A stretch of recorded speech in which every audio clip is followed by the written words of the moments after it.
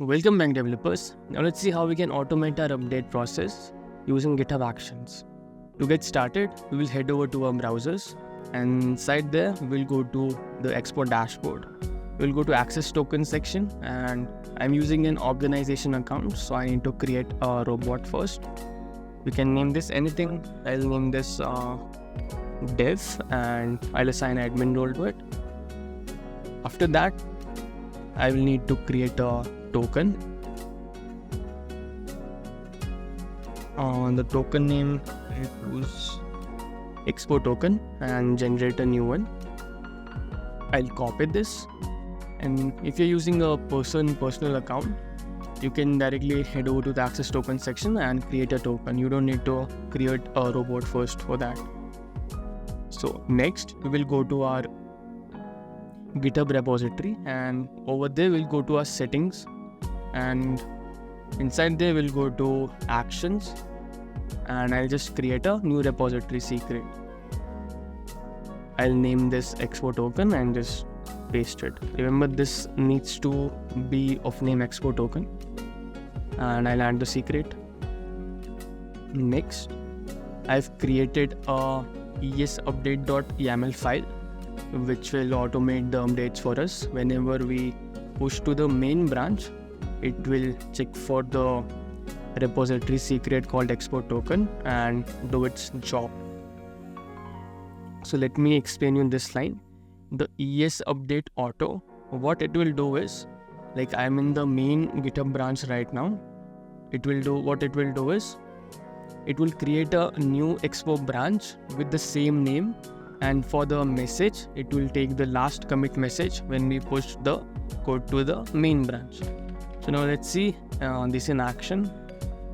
So let's go to our task item, and let's enable all the features we had previously disabled. Previously we had enabled feature to delete to do. Now let's do it. Enable the toggle feature, and I'll just uncomment all of it. Yep, it's all done now. Now let's check this. If it works, I'll just say hello, and we can, I guess, check the to do, edit it as well, and also delete it. I guess I have two icons over here, so let me remove that too. Yep, this one. Now let's again check this.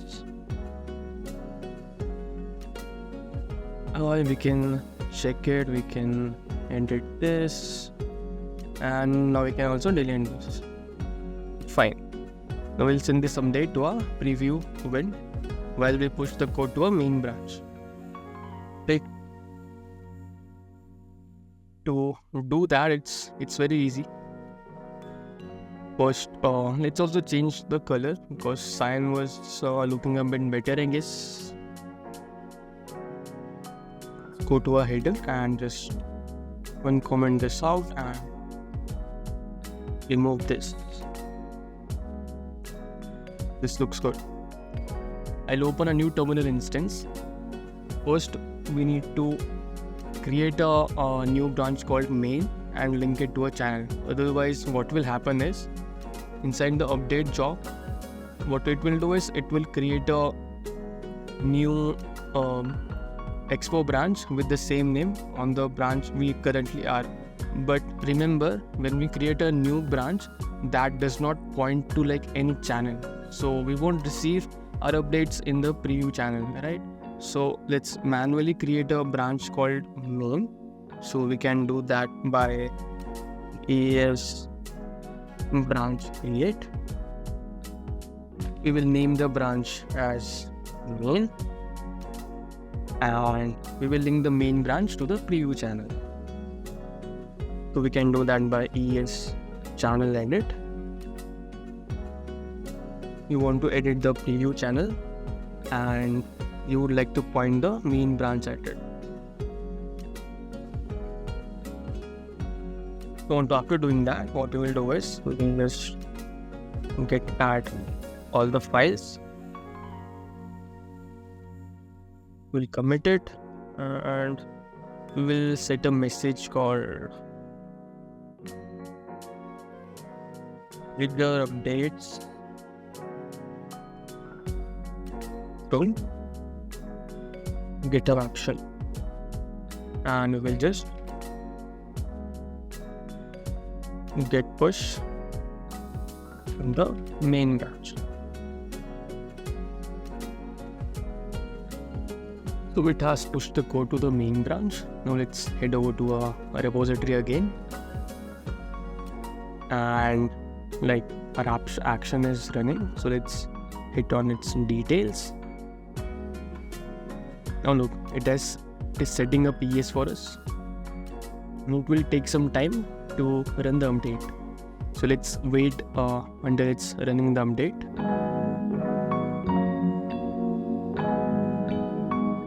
So our GitHub action has successfully ran and it has sent the update. Now if I go back to my export dashboard and see the project was EAS app, and if I go to the channels, look, a preview branch was linked to the main channel, and we have sent an update through GitHub Actions. You can see the update over here as well, right? Now let's open the app and test it. So this is my physical device. Let me just clear this. Now this again. It will now download the update in the background and install it whenever we open the app next time, because the fallback cache time is 0. If I open this again, as you can see, the update has successfully installed. And now let's check what we have done. Let's type hello, and we can as usual check it, update it as hello v2, and also delete it. So this was all about EAS updates, the normal ones, and GitHub Actions. If you're working on a professional environment, mostly you would use GitHub Actions. Okay. So one more thing is left, I guess. You saw, right? When the first time we ran it, it did not basically install the update automatically.